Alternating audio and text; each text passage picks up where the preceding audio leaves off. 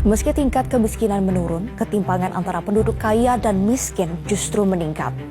Ketimpangan ekonomi yang terus meningkat menjadi permasalahan penting yang memengaruhi pertumbuhan ekonomi nasional. Kini Indonesia menempati peringkat keempat di dunia. Apalagi gelombang pemutusan hubungan kerja atau PHK yang banyak dialami oleh warga kategori miskin dan rentan miskin pada saat pandemi COVID-19.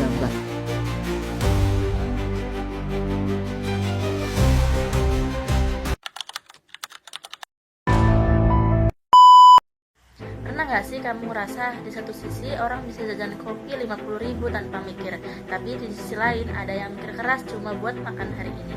Dunia memang kelihatan maju, tapi jarak antara yang punya banyak dan yang kekurangan malah makin jauh.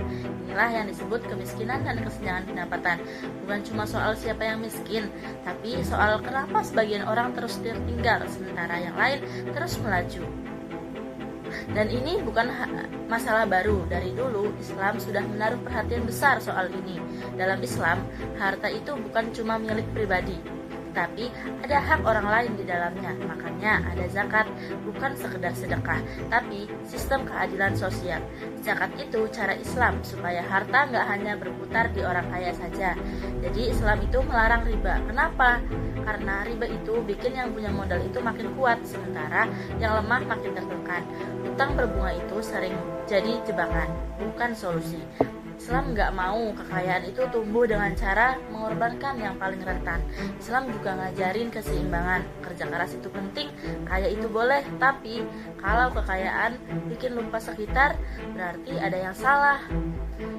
Karena tujuan ekonomi dalam Islam bukan cuma untung, tapi maslahah, yaitu manfaat buat banyak orang. Kalau kita tarik ke kondisi sekarang, kemiskinan dan kesenjangan itu nggak bisa diselesaikan cuma dengan bantuan sesaat, tapi dengan sistem yang adil, distribusi yang merata, dan kepedulian yang nyata.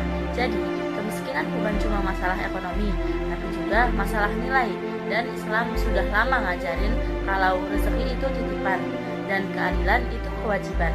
Mungkin dunia nggak berubah dalam sehari, tapi perubahan selalu dimulai dari cara kita memandang harta dan cara kita memperlakukan sesama.